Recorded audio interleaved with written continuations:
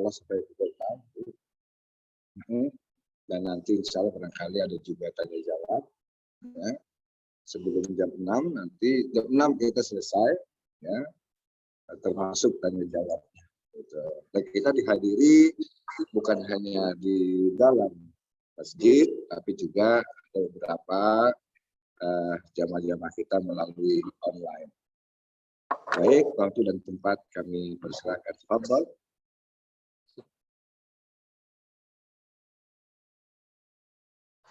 Assalamualaikum warahmatullahi wabarakatuh. Waalaikumsalam. Alhamdulillahirabbil alamin. Wa bihi nasta'in 'ala umuri dunya waddin. Wassalatu wassalamu 'ala sayyidil alamin wa 'ala alihi wa sahbihi wa man tabi'ahum bi ihsan ila yaumil din. Qala Allah ta'ala fi kalimih أعوذ بالله من الشيطان الرجيم بسم الله الرحمن الرحيم والعصر إن الإنسان لفي خسر إلا الذين آمنوا وعملوا الصالحات وتواصوا بالحق وتواصوا بالصبر صدق الله العظيم وصدق رسول النبي الحبيب الكريم ونحن على ذلك من الشاهدين والشاكرين الحمد لله رب العالمين. Yang pertama dan paling utama, marilah kita sampaikan puji dan syukur kehadirat Allah Subhanahu wa Ta'ala yang telah memberi banyak karunia kepada kita. Paling tidak karunia sehat, walafiat, iman dan Islam. Dan oleh karena kita dalam keadaan sehat walafiat, maka Allah mengizinkan kita semuanya untuk hadir di Masjid Al-Fauzin ini. Amin, dalam keadaan iman dan Islam yang sesungguhnya. Salawat dan salam kita sampaikan kepada baginda Rasul Sallallahu Alaihi Wasallam serta para keluarganya, sahabatnya dan pengikutnya yang setia hingga akhir zaman. Mudah-mudahan kita termasuk pengikutnya yang setia hingga akhir zaman dan yang akan mendapatkan syafaatul uzma, syafaat yang agung di hari kiamat nanti. Amin ya rabbal alamin. Yang saya hormati Kiai Saifuddin selaku Imam Besar Masjid Al-Fauzin beserta sesepuh dari Masjid Al-Fauzin serta bapak-bapak pengurus yang tidak saya sebutkan satu persatu namanya, mudah-mudahan semuanya diberikan panjang umur, sehat walafiat, terus di dalam mengawal agama yang kita anut sampai kita dipanggil oleh Allah Subhanahu wa Ta'ala. Demikian juga para ibu-ibu sekalian yang dirahmati oleh Allah Subhanahu wa Ta'ala, ikhwani rahimakumullah. Pada kesempatan ini Al-Fagir, saya sebetulnya membantu Kiai Saifuddin. Jadi untuk sama-sama mendeliver atau istilahnya kalau di dalam kaitannya dengan sifat-sifat Rasulan, yaitu adalah tabligh, menyampaikan. Balighu anni walau ayat, kata Rasulullah. Sampaikan apa-apa yang dariku, walaupun satu ayat, meskipun tidak banyak. Oleh karena itu, pada kesempatan ini ingin saya sampaikan sesuai dengan topik yang saya sampaikan kepada panitia, yaitu arti pentingnya waktu menurut Islam. Ikhwani rahimakumullah wa ikhwati rahimakumullah. Bapak Ibu sekalian yang dirahmati Allah Subhanahu wa Ta'ala, bahwa waktu adalah salah satu nikmat Allah yang agung, yang di dalamnya banyak sekali ada kesenangan, ada kesusahan, ada kekayaan, ada kemiskinan, ada kesehatan, ada rasa sakit, ada rasa gundah gulana dan sebagainya. Al-Quran telah menjelaskan pentingnya waktu. Kemudian sunnah Rasul juga memperkuat adanya pentingnya waktu, dan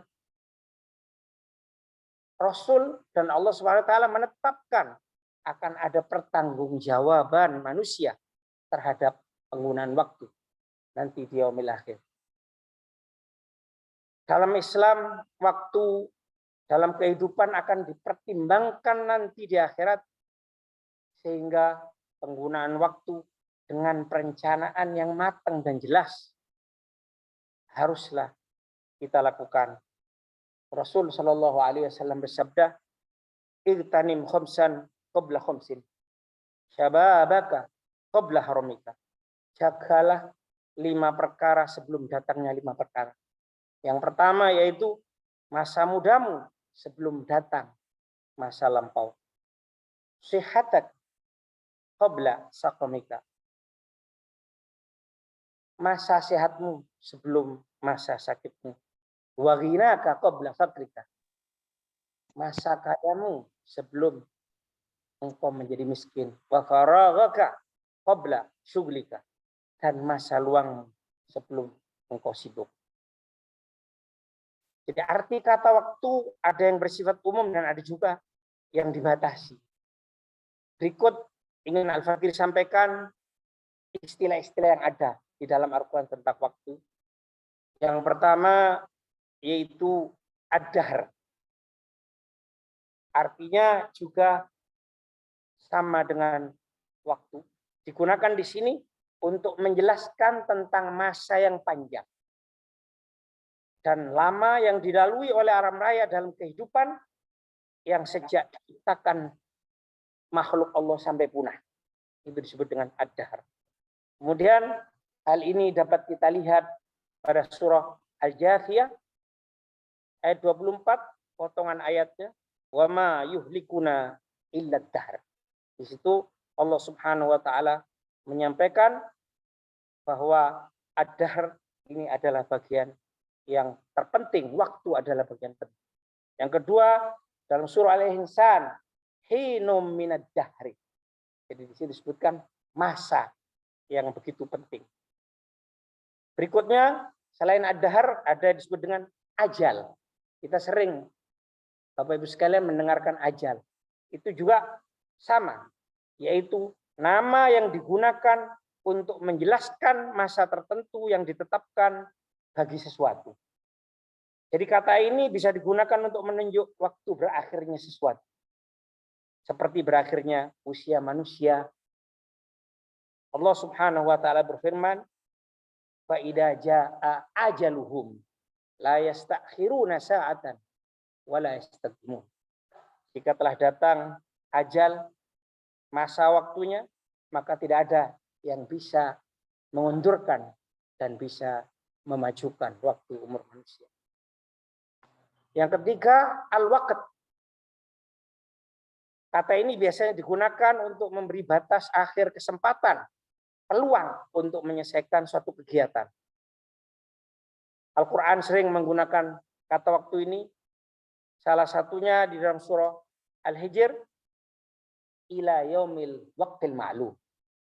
Sampai kepada waktu yang ditentukan oleh Allah Subhanahu wa taala.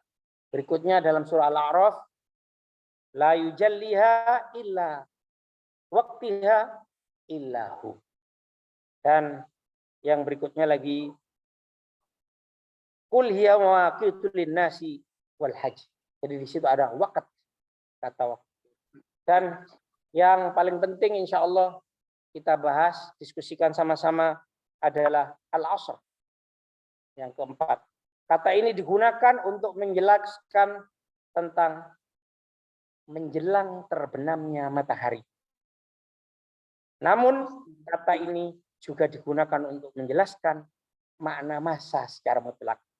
Sehingga Al-Faqir di dalam muqaddimah tadi menyampaikan satu surah, Bismillahirrahmanirrahim, wal asr, demi masa. Allah Subhanahu wa taala bersumpah demi waktu. Betapa pentingnya waktu yang Allah ciptakan dan dipergunakan oleh manusia ini, sehingga saking pentingnya waktu itu Allah Subhanahu wa taala banyak bersumpah tentang waktu dalam Al-Qur'an. Yang tadi adalah asr, kemudian ada lagi wadduha, wal-laili idza saja. Ini waktu matahari sepenggalan waktu naik. Wal-laili idza saja, di malam apabila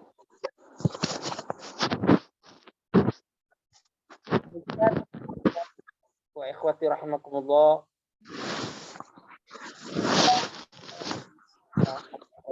Kepada kemudian ada beberapa hadis yang menyangkut tentang waktu, menghargai waktu dan keutamanya. Yang pertama, Rasulullah menyampaikan kepada kita bahwa janganlah tertipu dengan waktumu. Kata Rasul, mawbutun fihima katsirun minan nas as-sihhatu wal faragh. Jadi artinya dua nikmat yang manusia tertipu di dalam keduanya. Jadi nikmatani maghbunun fihima katsirun. Maghbunun di sini diartikan tertipu atau manusia rugi. Kalau kita perhatikan keduanya ini, itu apa? Yang pertama kesehatan dan yang kedua adalah waktu luang. Dan salah satu ulama Abdul Fattah bin Muhammad mengatakan tadi bahwa maghnunun itu tertipu, itu artinya sama dengan merugi. Kemudian sangat banyak manusia yang merugi. Memperhatikan nih sehat dan kesehatan oleh Allah Taala, tapi hal-hal yang tidak bermanfaat, yang tidak memberi kebaikan kepada orang-orang tersebut, baik kebaikan di dunia maupun kebaikan di akhirat. Demikian juga waktu luang digunakan untuk bermain-main saja, tidak mengerti tentang bahwa diciptakan manusia di muka bumi ini adalah untuk mengabdi kepada Allah Subhanahu wa taala. Wa ma khalaqtul jinna wal insa illa liya'budun. Bahwa tidak aku ciptakan manusia dan jin kecuali untuk mengabdi, beribadah kepadaku. Kemudian yang berikutnya hadis irtanim khamsan qabla khamsin. Al-Fakir sudah sampaikan, jaga 5 perkara sebelum datang 5 perkara, yaitu tadi mudamu sebelum masa tuamu, sehatmu sebelum sakitmu, kayamu sebelum miskinmu, waktu luangmu sebelum sibukmu. Kita diminta melalui Rasul Shallallahu Alaihi Wasallam bahwa kita harus hati-hati dengan waktu yang diberikan oleh Allah Subhanahu Wa Taala, karena waktu tersebut akan dipertanggungjawabkan oleh kita kepada Allah Subhanahu Wa Taala. Di dalam riwayat hadis oleh Imam Tirmidzi, tidak akan bergeser kedua kaki anak Adam di hari kiamat dari sisi Tuhannya hingga ia ditanya tentang 5 perkara tadi. Tentang umurnya untuk apa ia habiskan, tentang masa mudanya untuk apa ia gunakan, dan tentang harta dari mana ia dapatkan dan untuk apa ia belanjakan. Serta apa saja yang ia amalkan dari ilmu yang telah diperoleh. Ma'asyiral muslimin wal muslimat rahimakumullah. Untuk menguatkan pembahasan kita pada pagi hari ini, maka di dalam surah Al-Asr tadi, di dalam muqaddimah, saya sudah sampaikan, demi masa wal asr innal insana lafi khusr, bahwa sesungguhnya manusia dalam kerugian. Bahwa Allah bersumpah demi waktu, demi masa, bahwa manusia ini semuanya sebenarnya dalam kerugian. Illal ladzina amanu, kecuali orang-orang yang beriman. Iman itu adalah yakin di dalam dirinya, mengimani di dalam dirinya dengan sepenuhnya melalui keyakinan di dalam hati, tasdiqun bil qalbi, hatinya yakin, wa iqrarum bil lisan, kemudian dia ucapkan dengan lisan, dan yang terakhir wa amalun bil arkan, dan diamalkan dengan amalia-amalia yang kita lakukan. Jadi iman itu adalah dalam hati, diucapkan, kemudian betul-betul diamankan sebagai buah daripada keimanan tersebut. Yaitu paling tidak ada 6 rukun iman ya, yang menjadi pokok daripada agama Islam, yaitu iman. Amantu billahi wa malaikatihi wa kutubihi wa rusulihi wa bil yaumil akhir wa bil qadri khairihi wa syarrihi min Allah taala. Jadi itu Bapak Ibu sekalian yang dirahmati oleh Allah Subhanahu wa taala. Yang pertama adalah iman, keyakinan. Dan yang kedua, wa amilus sholihat, beramal soleh. Kita melakukan amal perbuatan yang soleh. Artinya yang soleh itu yang sesuai dengan tuntunan Rasul Shallallahu Alaihi Wasallam dari Allah Subhanahu Wa Taala. Dan yang tidak kalah pentingnya, amal soleh ini adalah ikhlas karena Allah Subhanahu Wa Taala. Karena jika kita melakukan suatu amal tidak ikhlas, maka tidak diterima oleh Allah Subhanahu Wa Taala.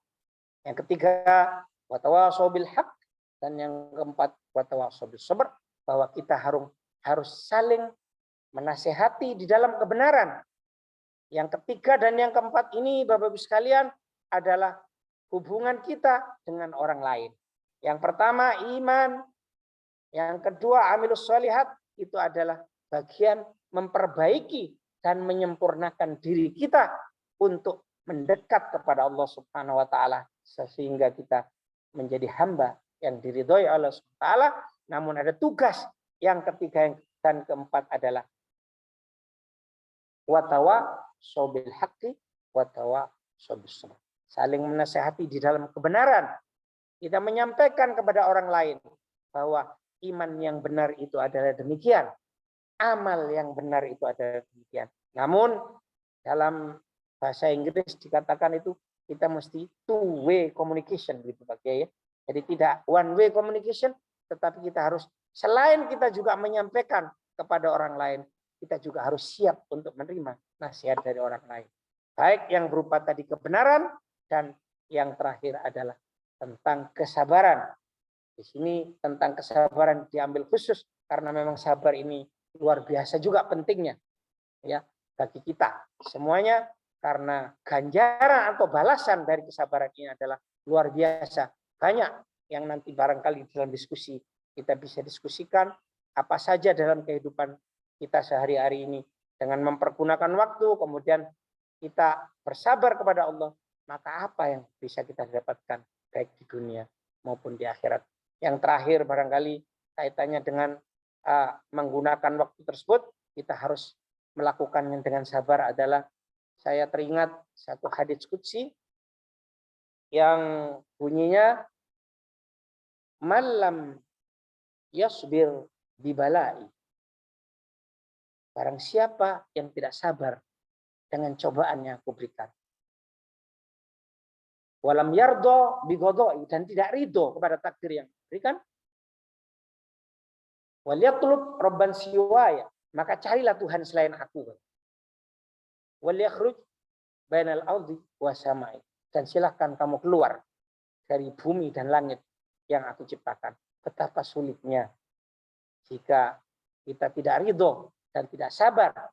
Dan yang terakhir, yang ketiga tadi adalah waman lam yashkur bina'mai, dan barang siapa yang tidak terima kasih dan tidak syukur kepada nikmat yang aku berikan, ya, sabar terhadap cobaan dan tidak ridho terhadap takdir dari Allah SWT, maka kata Allah, cari Tuhan selain aku dan silahkan jangan tinggal di muka bumi, jangan tinggal di langitnya Allah SWT.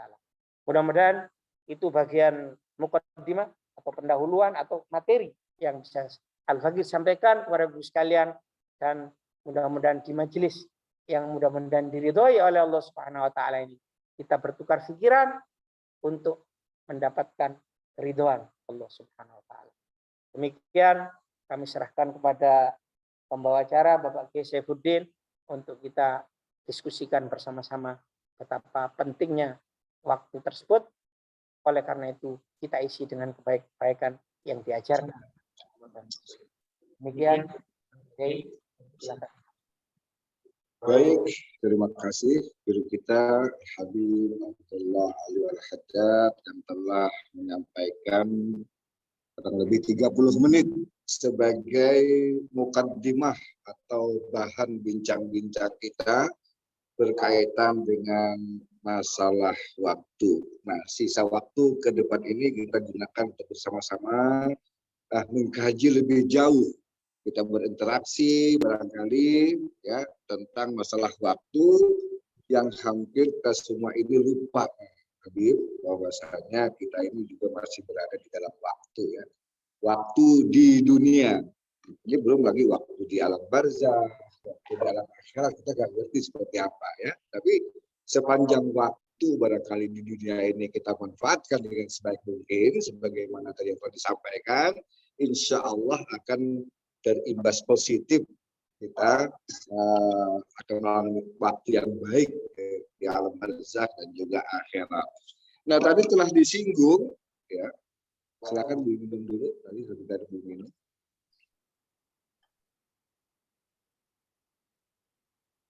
Tadi telah beliau singgung bahwa ternyata waktu itu mempunyai nama bermacam-macam. Ada ad-dahar, ada al-asr, ya, kemudian ada al-waqt, ya, kemudian ada ajal. Itu semua berarti waktu, ya. Tapi kita cuma tahu waktu, tidak menggunakan ad-dahar misalnya atau ajal misalnya. Ternyata memang dari nama-nama ini mempunyai sifat-sifat yang berbeda ya.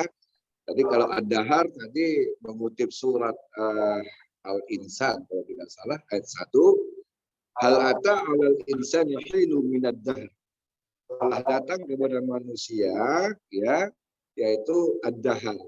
Sebelum diciptakan langit dan bumi kalau tidak salah tadi sampaikan ad-dahar. Nah, juga tadi Pak Habib mengutip surat Al-Jasiyah ayat 24 ya. Wa ma yuhlikuna illa dahar. Tidak ada yang mencelakakan kami kecuali ad-dahar, waktu. Kenapa sih mereka orang kafir itu mengatakan kami tidak akan merugi tidak ada yang mematikan kami kecuali hanya ad-dahar karena waktu yang berkepanjangan ini. Rupanya mereka orang kafir itu kesal ya, dengan waktu yang berkepanjangan yang tidak ada sudahnya ya, itu makanya disebut ad-dahar. Kemudian al-asr tadi juga sudah disebutkan perbedaannya barangkali apa antara dahar dan al-asr. Al-asr rupanya tadi juga telah disinggung bahwa kita memanfaatkan waktu yang lalu, waktu sekarang mungkin dari waktu yang akan datang. Kalau ad-dahar tadi nggak ada yang lalu, nggak ada yang sekarang, nggak ada yang akan datang. Itu kan ad-dahar ya. Terus panjang gitu. Waktu yang berkepanjangan. Kemudian ajal, ketika waktu seseorang sudah tiba maka disebutlah dia ajal ya. Oke. Baik Bapak dan Ibu sekalian, barangkali untuk menambah wawasan kita ya, kita diskusikan apa yang beliau sampaikan tadi. Silakan bagi Bapak dan Ibu juga yang ada di ruang Zoom, bersama-sama kita diskusikan tentang masalah waktu yang banyak. Tadi dikatakan juga ada dua nikmat yang dimana manusia tertipu ya, yaitu tentang kesehatan dan waktu yang luang ya. Jadi rupanya orang tidak mengetahui betapa nikmatnya, betapa berharganya sebuah kesehatan kecuali orang yang pas lagi sakit. Gitu ya. Baik, Bapak dan Ibu sekalian, ini waktu kita sudah jam 5.30, kita manfaatkan lagi waktu 30 menit ke depan, atau pas waktu syuruk, ya, sebelum menunggu waktu syuruk. Oke. Dari ibu-ibu dulu, barangkali ada yang ingin ditanyakan, Bu? Banyak yang mau ditanyakan, Bu, ya. Satu saja dulu. Ini kita habis sama waktu ini, luar biasa ini. Ya. Karena bahannya sebetulnya materinya agak banyak, cuman karena kalau saya ngomong sendiri panjang aktif di kosan, jadi banyak hadis yang bicara tentang hati-hati dengan apa saja dan arah Rasul bagaimana sebaik-baiknya. Saya persilahkan. Tadi kita juga ada Pak Sony ya. Pak Sony mana Pak Sony? Oh, langsung balik ya. Ya, jadi waktu beliau ini banyak udara, ya, udara. Tapi ada pasti ada perbedaan, ya, ada perbedaan. Gitu. Dari tata cara beribadah tentu kan juga tidak sama dengan orang yang ada di darat, ya. Ketika waktu sholat tiba atau seorang berada di udara ini menghadapnya kemana ini Pak Habib ya? Dia menghadap kiblat gimana kalau udara pesawatnya langsung lurus begini misalnya sementara kiblat di sebelah sana itu bagaimana itu kan? Jadi yang sempurna adalah mereka yang ada di darat yang sempurna walaupun Islam juga memberikan solusi ya ketika manusia berada di udara. Ya Ibu, tadi yang disampaikan Bu? Nggak ada, berarti belum ada. Yang ingin Al-Fakir sampaikan sebetulnya ya karena pentingnya waktu. Kita perhatikan. Mari kita perhatikan sama surat Wal. Iya, betul. Misalnya kita ngajar anak-anak ngaji zaman dulu. Jadi kita ingat dulu itu kita dengan baik gitu ya. Sebetulnya itu maksudnya untuk anak dengan ya cukup nyata bahwa hati-hati dengan masa, hati-hati dengan jangan tidak hati-hati kalau tidak diam biasanya manusia lupa. Kalau sudah lupa kelompok orang itu kan saya orang-orang mestinya kita dalam hidup ini termasuk orang yang beruntung Bapak Ibu yang dirahmati Allah SWT. Kalau kita tidak apa saudara kita ini yang tahu ya menurut kita dalam keadaan panggil Allah SWT. Ada yang alasannya satu karena apa masuk neraka dan sebagainya. Dan kalau kita perhatikan itu di mana kita tidak sampai pikiran kita. Oleh karena itu supaya kita langsung berhubungan yang adalah kita yakin iman sama Allah ya. Yakin dengan cara yakinnya. Bagaimana caranya? Yakin kita bilang asyhadu an la ilaha illallah. Aku beriman kepada Allah. Aku bersaksi bahwa Muhammad. Karena itu konsekuensinya apa? Amalkan apa ya di dalam Al-Quran sebagai salah satu yang paling agung yang diberikan oleh Allah pada Nabi kita yang tidak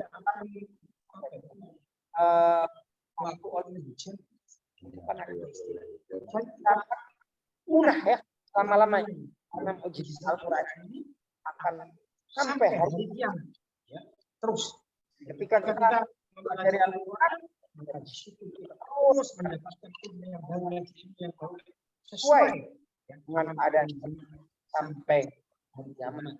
Misalnya saja Bapak sekalian yang baru boleh menunda iman kita bahwa kita ini sebetulnya dikawal diawasi oleh Allah SWT dalam setiap saat. Dulu Pak bisa bagaimana caranya? Sekarang ada CCTV dan berdasarkan manusia itu yang membuktikan bahwa di dalam Al-Quran itu benar ya was malaikat rakib dan atid ini dan kan makanya kita harus beriman dengan itu maka kaitannya kita akan melakukan perbuatan yang baik dan meninggalkan yang lalu perbuatan yang baik itu macamnya apa saja belajar dari majelis alim yang model seperti ini kemudian kita belajar di tempat-tempat lain di sana kita baru tahu bahwa ini amal soleh yang ini Kan ini amal yang mahdoh. Ini amal yang mahdoh.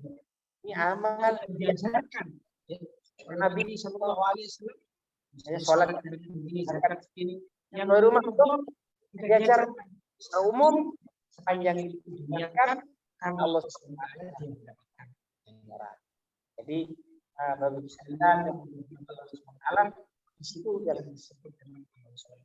Sekali lagi kalau saya kaitkan dengan ilmu modern ini Pak Kiai, jadi iman itu sebenarnya tidak hanya diterjemahkan oleh Allah yang mempercayai sesungguhnya bahwa kita percaya kepada Allah dan rukun 6 rukun iman yang itu saja, tetapi kita tidak ingin di dalam menghadapi waktu ini.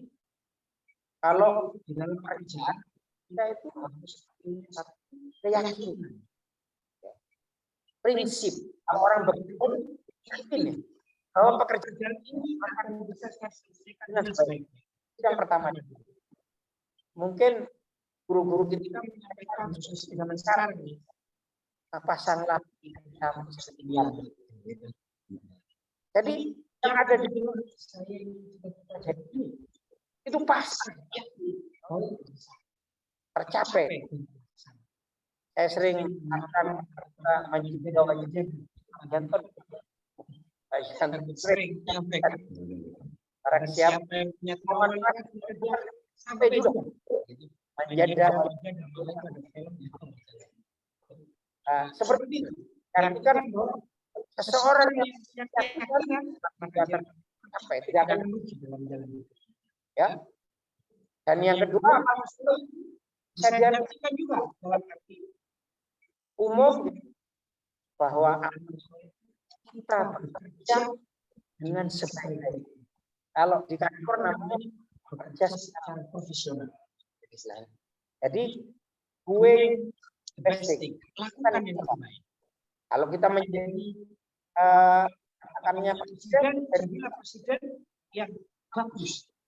Kalau kita jadi menteri, jadilah menteri yang bagus. Lakukan yang terbaik. Kalau kita jadi tukang ketik di kantor, jadilah tukang ketik yang paling banyak.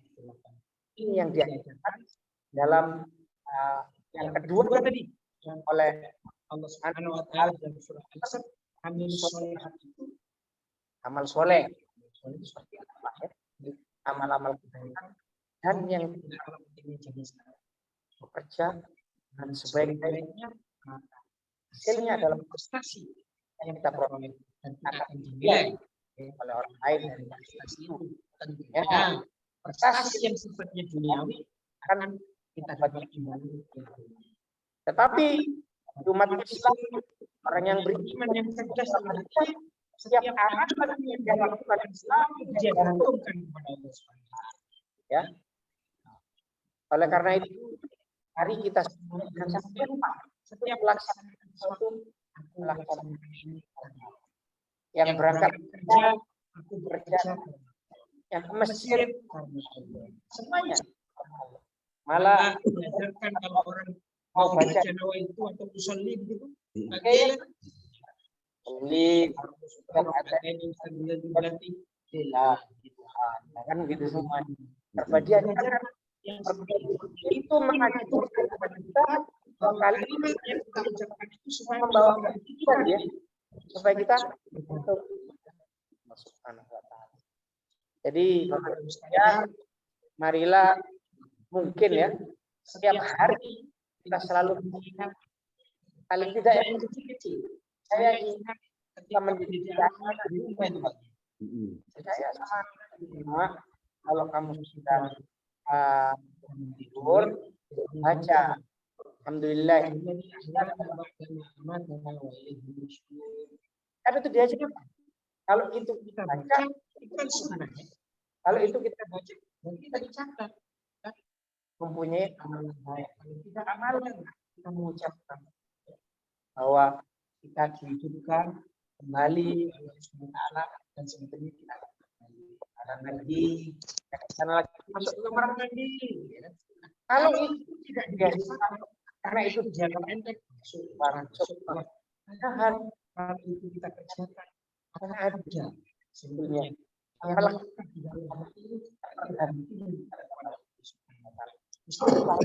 kecil masuk kamar misalnya kalau yang nggak biasa masuk ada lindung lagi keluar lagi maka pergantian pada Allah itu yang perlu kita perhatikan di dalam kadang-kadang kita memikirkan yang kecil-kecil besar yang kecil-kecil tiap hari kita lakukan kita barangkali mudah-mudahan juga bisa memancing pertanyaan dalam kehidupan kita sehari-hari dalam waktu supaya kita terus bersambung kepada Allah. Kalau kita bersambung, tentunya kita akan dikawal oleh malaikat orang yang itu. Maka sebetulnya ulang-ulang banyak yang mengajarkan kepada kita bahwa berangkat dan jalan sampai pulang dan itu juga ada yang nanya ada di dalam hadis. Nah, kalau ditanya itu adalah pengalaman setiap orang ketika mengamalkan segala sesuatu di dalam Al-Quran maka terjadi keajaiban yang diberikan oleh Allah Subhanahu Wa Taala. Dan orang yang mengamalkan itu guru saya alhamdulillah kalau itu membaca surat Al-Ikhlas kemudian membaca surat lain itu ada yang disebutkan muakkal ada yang menjaga ayat-ayat Allah. Inilah luar biasa. Jadi banyak sahabat kan ada setiap sholat harusnya bawa sampai yang lain ternyata ada suatu yang luar biasa dia istiqomah membaca Quran dan seterusnya dan yang penting adalah kita istiqomah al-istiqomah belum bin al-fil. Jadi orang yang istiqomah itu lebih baik daripada 1000 istiqomah. Al-istiqomah kita kan percaya ini keramat itu punya kemuliaan punya keajaiban padahal untuk orang yang istiqomah dibandingkan barangkali maaf saya terlalu panjang disampaikan ya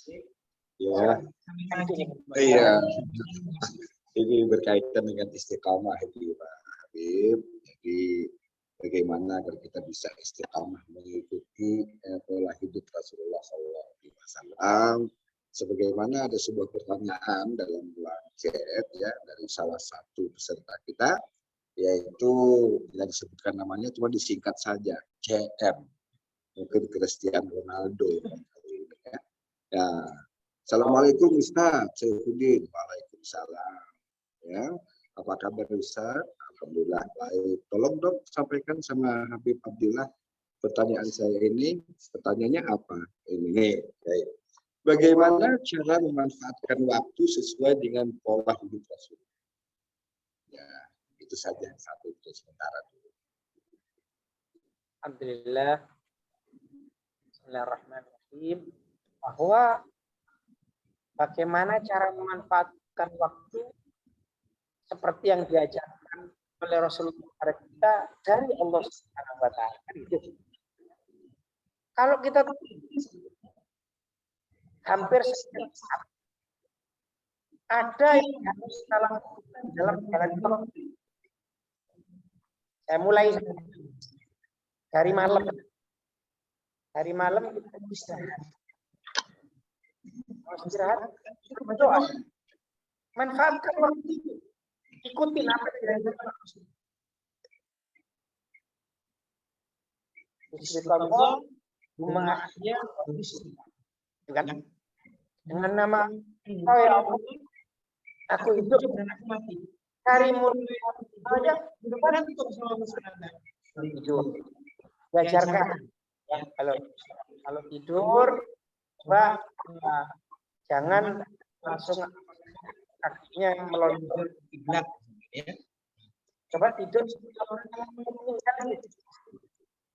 jadi kebanyakannya kalau di Indonesia di sebelah utara, kemudian di sebelah selatan, kemudian setiap orang itu ya, kemudian tangannya bagaimana Pak? Kemudian tangannya disampaikan di sini, kemudian baru ya itu berdoa ya keluarga yang diajarkan sebelum tidur disuruh baca Allahu Ahad, A'udzu Falaq, A'udzu Binnas, dan tangannya sekali malah dalam YouTube